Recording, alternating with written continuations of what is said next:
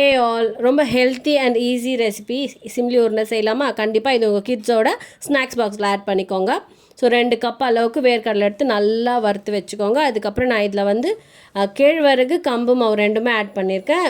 கம்பு மாவு 1 கப்பு, கேழ்வரகு வந்து 2 கப்பு. கொஞ்சமாக சால்ட் போட்டுட்டு வெறும் பச்சை தண்ணி ஊற்றி நல்லா பேசிட்டு புட்டுக்கு இப்படி பிடிச்சா எப்படி இருக்கும் அந்த மாதிரி பிடிச்சி பார்த்துட்டு இட்லி துணி போட்டு ஆவியில் வச்சுருங்க. நல்லா இப்படி ஸ்ப்ரெட் பண்ண மாதிரி போட்டு வச்சுருங்க.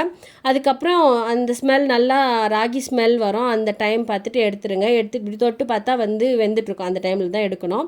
ஸோ அதுக்குள்ளே நம்ம என்ன பண்ணுறோன்னா வெள்ளையும் வெல்லத்தையும் சேர்த்து நல்லா மிக்சியில் கிரைண்ட் பண்ணிக்கிறோம். அரைச்சி எடுத்து வச்சுக்கணும். நம்ம கொழுக்கட்டைக்கெல்லாம் பூர்ணம் செய்வோம் அந்த மாதிரி.